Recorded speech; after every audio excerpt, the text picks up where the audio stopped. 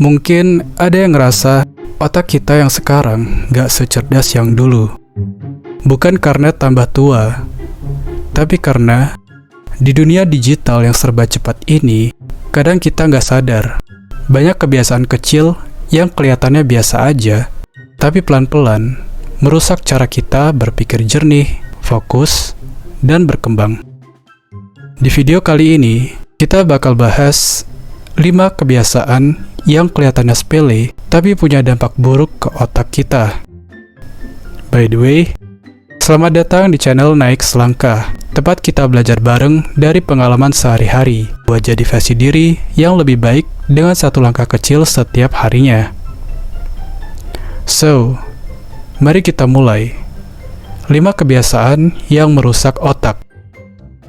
Yang pertama, multitasking digital. Lo mungkin pernah mikir, multitasking itu skill keren. Bisa buka laptop sambil balas chat, dengerin musik sambil baca jurnal, atau kerja sambil scroll TikTok. Kedengarannya produktif. Tapi, gimana kalau justru itu yang pelan-pelan merusak kemampuan otak lo? Menurut neuroscience, otak manusia sebenarnya gak dirancang untuk fokus pada 2 hal yang kompleks secara bersamaan. Yang terjadi saat lo multitasking, itu bukan melakukan 2 tugas sekaligus, tapi switching, berpindah fokus dengan cepat dari satu hal ke hal yang lain. Dan proses berpindah ini menguras energi mental lo jauh lebih banyak dibanding kerjain satu hal dengan fokus penuh. Sebuah studi dari Stanford University menunjukkan bahwa orang yang sering multitasking digital justru lebih mudah terdistraksi, sulit menyaring informasi yang gak penting, dan mengalami penurunan performa kognitif dalam jangka panjang. Menurut Cal Newport, penulis buku Deep Work, kalau lo pengen bisa belajar atau kerja secara mendalam, lo harus kasih otak lo ruang buat fokus total, dan multitasking merusak ruang itu. Otak kita butuh waktu buat masuk ke mode deep work, tapi multitasking digital bikin lo terjebak di permukaan. Penelitian lain dari University of London bahkan bilang, multitasking bisa menurunkan IQ sementara, setara dengan orang-orang yang begadang semalaman. Jadi multitasking ngaruh ke daya ingat. Informasi masuk secara dangkal, nggak sempat diproses, nggak sempat disimpan. Dan kadang, lo nggak sadar kalau lo sebenarnya lagi multitasking setiap hari. Contohnya, lagi ngerjain tugas di laptop, terus HP bunyi, buka WA, bales satu chat, balik ke tugas. Atau lo nonton video belajar, tapi sambil scrolling TikTok di tab lain. Atau baca artikel serius, tapi tiap 2 paragraf lo cek Instagram. Semua itu bukan gangguan kecil, itu pola multitasking halus yang bikin otak lo gak pernah masuk ke mode deep work. Lo pikir multitasking lo produktif, tapi nyatanya otak lo gak kasih performa maksimal ke satu pun. Lo cuma bouncing, loncat-loncat antar tugas. Dan hasil akhirnya, semua dikerjain, tapi gak ada yang maksimal. 2. Prokrastinasi. Kita semua pernah menunda. Tapi prokrastinasi bukan sekedar malas hari ini, nanti aja kerjainnya. Prokrastinasi adalah pola perilaku yang terus berulang, di mana kita sadar harus mengerjakan sesuatu, tapi malah sengaja mengalihkan perhatian ke hal lain yang lebih nyaman atau menyenangkan. Ini bukan masalah waktu, tapi masalah pengelolaan emosi. Prokrastinasi itu bukan soal manajemen waktu yang buruk, tapi soal emosi negatif terhadap tugas tertentu. Lo mungkin nunda karena takut gagal, karena tugas itu membosankan, atau karena lo nggak pede bisa menyelesaikan dengan baik. Jadi lo cari pelarian yang lebih aman, kayak buka YouTube, scroll TikTok, atau nonton anime dulu. Masalahnya, pelarian ini ngasih dopamin instan, perasaan lega sementara. Tapi setelah itu, rasa bersalah dan stres bakal datang. Tugas tetap gak selesai, tekanan bertambah, dan siklusnya berulang. Lo nunda karena stres, tapi nunda bikin lo makin stres. Inilah loop beracun yang banyak orang gak sadar udah jadi bagian hidup mereka. Dan yang bikin makin bahaya, prokrastinasi sering dibungkus alasan yang terdengar logis. Gue butuh suasana hati dulu. Gue kerja lebih bagus pas mepet deadline. Gue masih mikir konsep. Padahal sebenarnya lo menghindar. Efek jangka panjang dari prokrastinasi yang jadi kebiasaan bikin otak semakin terlatih buat lari dari stres. Otak lo bakal selalu milih jalan instan buat menghindari ketidaknyamanan. Lama-lama, lo jadi kesulitan buat menyelesaikan pekerjaan yang menuntut fokus dan ketekunan. Dan lebih parahnya lagi, lo kehilangan kepercayaan diri karena sering mengecewakan diri sendiri. Dan seringkali, bentuk paling umum dari prokrastinasi itu rebahan sambil scroll. Lo nggak lagi istirahat beneran, tapi juga nggak kerja. Cuma ada di tengah-tengah, di zona abu-abu yang menguras waktu dan energi. Badan lo mungkin kelihatan santai, tapi pikiran lo resah, kayak ada tugas yang terus mengetuk-ngetuk dari belakang kepala. Tapi lo tunda, lo usir dengan video receh. Padahal makin lo tunda, makin berat rasanya buat mulai. Dan ironisnya, semakin sering lo begini, otak lo semakin terbiasa lari, bukan menghadapi. 3. Gak disiplin. Lo pernah gak bangun pagi dan ngerasa bingung mau ngapain? Itu terjadi saat hidup lo gak punya struktur, gak ada jadwal, gak ada batasan waktu, gak ada pukul segini gue harus mulai. Semuanya ngambang. Masalahnya bukan karena lo pemalas, tapi karena lo gak bikin sistem buat bantu diri lo jalan. Dan kalau lo biarin terus, otak lo lama-lama kewalahan sendiri. Otak manusia itu sebenarnya suka dengan keteraturan. Bukan karena hidup harus kaku, tapi karena struktur itu ngebantu otak lo hemat energi buat ngambil keputusan.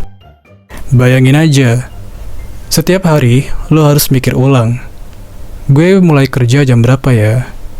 Nugasnya sekarang atau nanti? Mau mandi dulu? Apa sarapan dulu? Itu semua decision fatigue. Lo buang-buang tenaga buat hal-hal kecil. Jadi pas ngerjain hal penting, energi lo udah habis duluan. Dan disiplin itu nggak harus kayak militer, tapi lebih ke punya rutinitas yang bikin hidup lo bisa diprediksi. Bukan cuma ngikutin mood. Karena kalau lo selalu nunggu mood datang, baru mulai kerja, ya lo bakal kalah sama yang gak nunggu mood tapi tetap jalan. Gak disiplin juga bikin lo gak bisa bangga sama diri sendiri. Lo tahu hari itu lo gak ngapa-ngapain, dan itu nyakitin kepercayaan diri lo sendiri. Orang yang hidup tanpa struktur juga cenderung lebih gampang ngerasa hidupnya kosong. Hari-hari kayak numpang lewat aja. Gak ada yang bisa dikenang. Gak ada progres yang bisa diukur. Akhirnya timbul rasa cemas. Kok gue gini-gini aja ya? Tanpa ritme harian yang stabil, otak lo terus-menerus terjebak dalam mode survival. Ngikutin dorongan sesaat, bukan tujuan jangka panjang. Disiplin itu bukan soal hidup kaku atau ngikutin aturan orang lain. Tapi soal lo bisa bilang ke diri lo sendiri, gue tahu apa yang harus gue lakuin hari ini. Orang-orang sukses itu bukan karena mereka paling pinter, tapi karena mereka punya ritme. Mereka tahu apa yang mereka lakukan dari bangun tidur sampai tidur lagi. Bahkan ketika mereka lagi nggak semangat pun, mereka tetap jalan, karena sistemnya udah mereka bangun. Jadi kalau lo punya cita-cita, mau nggak mau, lo harus mulai bangun kedisiplinan. Jam tidur yang teratur, waktu belajar yang konsisten, dan batasan main HP yang jelas, karena disitulah fondasi masa depan dibentuk. 4. Scrolling sosial media. Lo pernah nggak buka HP, cuma niat scroll bentar, tahu-tahu udah 40 menit lewat, dan lo nggak tahu barusan ngapain? Ini bahaya dari sosial media, bukan cuma isinya, tapi cara kerjanya. Setiap video yang lo tonton nyuntik dopamin kecil ke otak lo, Dopamin hormon senang yang bikin lo ngerasa puas sebentar. Dan lo pengen nambah dan nambah lagi. Akhirnya, satu video lucu berubah jadi 20 video random yang lo nggak inget isinya. Masalahnya bukan di satu videonya, tapi di pola yang lo ulang tiap hari. Kebiasaan ini bikin otak lo kecanduan hal yang cepat, instan, dan gak butuh mikir. Lo jadi susah nonton video panjang. Lo gak tahan baca tulisan lebih dari 5 paragraf. Lo kehilangan kemampuan untuk diam. Semua serba cepat. Otak lo jadi haus distraksi. Dan lo tahu nggak, ini nggak terjadi gitu aja.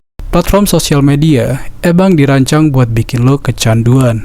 Algoritma mereka bisa baca kebiasaan lo, jam aktif lo, jenis konten yang lo tahan lebih dari 3 detik, dan dari situ mereka kasih lo umpan yang pas. Scrolling lo itu cuan buat mereka. Dan semakin lama lo stay, semakin kuat jejak algoritma lo. Semakin dalam lo terjebak di ruangan digital yang nggak ngasih pencerahan, cuma ngejar atensi. Dan lo pasti pernah ngerasain ini juga. Nemu postingan yang insightful, keren, dan penuh motivasi. Terus lo save dengan harapan bakal lo baca nanti. Tapi kenyataannya, lo nggak pernah buka lagi. Bahkan lo lupa pernah nyimpen itu. Kenapa bisa gitu? Karena pas lo nge-save, otak lo udah ngerasa puas duluan. Kayak udah dapat manfaat dari kontennya. Padahal lo belum baca apa-apa. Itu namanya dopamine preview. Kita merasa produktif hanya karena menyimpan sesuatu yang kelihatannya bermanfaat. Tapi habis itu, kita lanjut scroll dan masuk ke konten berikutnya dan berikutnya lagi. Sampai otak kita penuh sampah informasi yang nggak pernah benar-benar diproses. Ironis, kita save ribuan konten bagus, tapi tetap ngerasa nggak berkembang. Karena konten itu nggak masuk ke otak, cuma nyangkut di jempol kita. 5. Nonton film dewasa. Lo pasti udah nggak asing sama film dewasa.